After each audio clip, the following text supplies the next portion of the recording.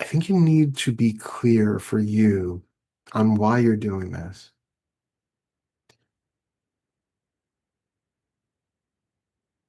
It's not about seeing in two dimensions or swapping roles with other animals or trees.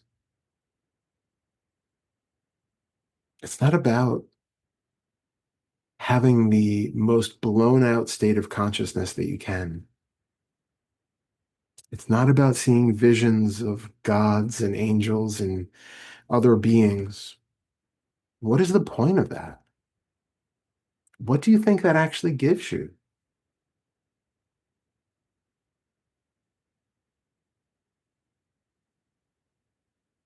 They're interesting experiences that might happen as a byproduct of other practices. They're interesting when they can give you insights about things that you once took to be true and stable, like the world was only the way that you thought it was. And now you can see that maybe there are other ways of changing the perspective about who I am, what all of this is, and it draws everything into question.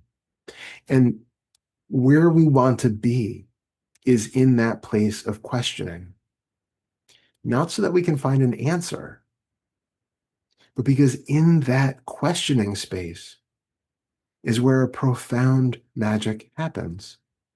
And this is not magic from an outside source. This isn't even magic from an inside source. The magic I'm talking about is the transformation of this moment, normally filled with the mundane drudgery, which can oftentimes be so uncomfortable and so unwelcome in our experience.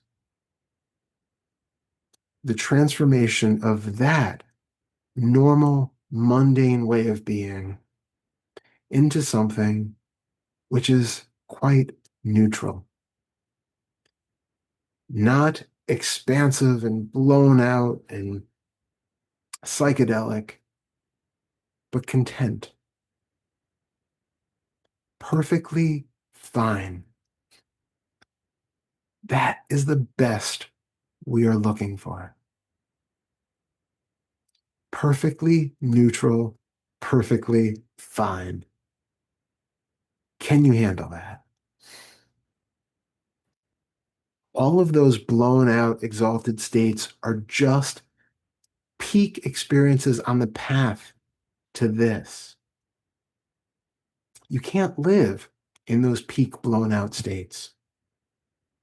They're just there to shake you up so that you lose your confidence in the fact that the world really is a shithole, that the world really is out to get me, that I am the victim surrounded by perpetrators, that I am this little tiny being who is at the mercy of all of these forces of nature around me. That has been our conviction through most of our life. And all of those peak blown out experiences where all of a sudden you feel like you're everything else and everything is blissful and loving and psychedelic and beautiful, those are just to shake your conviction on the truth of that original premise. Once that's done, those peak blown out states have served their purpose. You can let them go. You don't need them anymore. We don't need to get addicted to the peaks. We want to come to rest right here on level ground,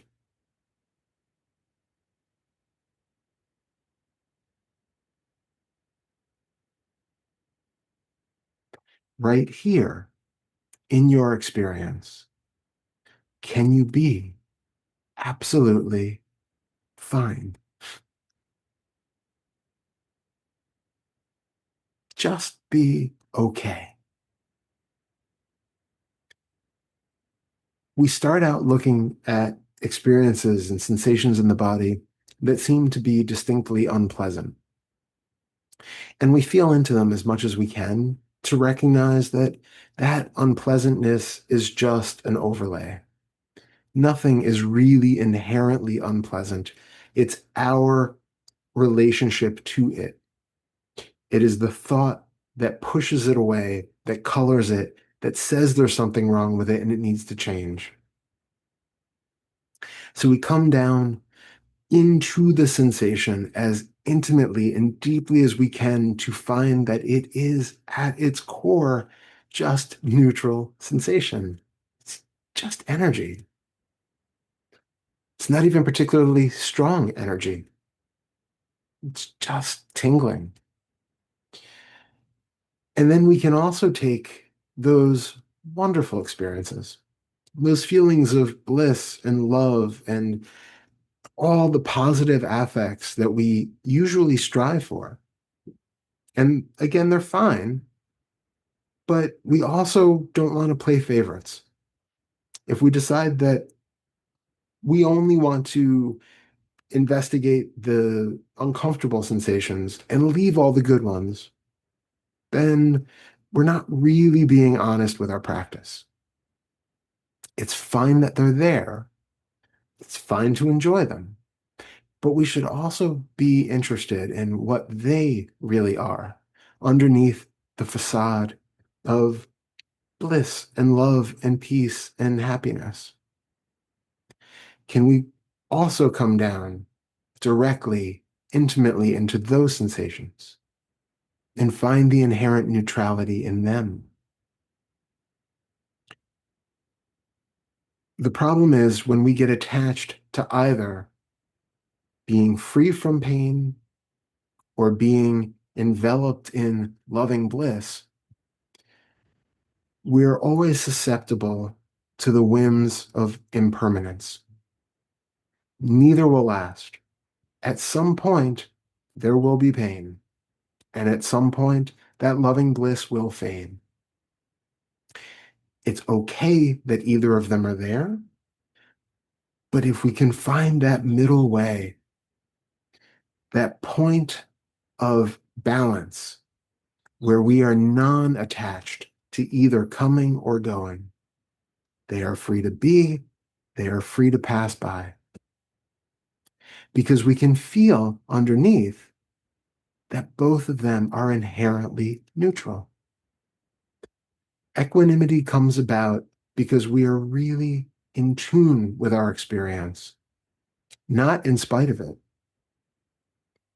We can be equanimous when we recognize what is actually here underneath our thoughts about what's actually here. So keep bringing it down.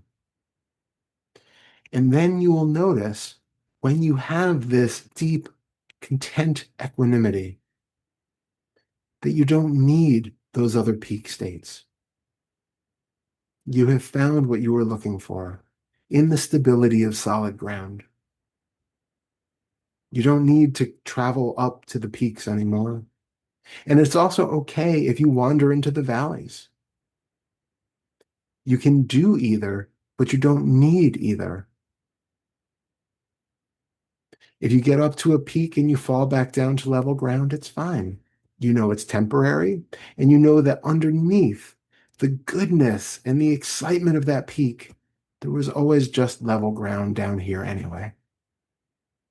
And if you tumble into the valley and you really feel like you're lost and suffering for a moment, it's okay. Fully feel it because you will come back up to this level ground. This level ground was never anywhere else but right here. You simply lost your footing for a moment.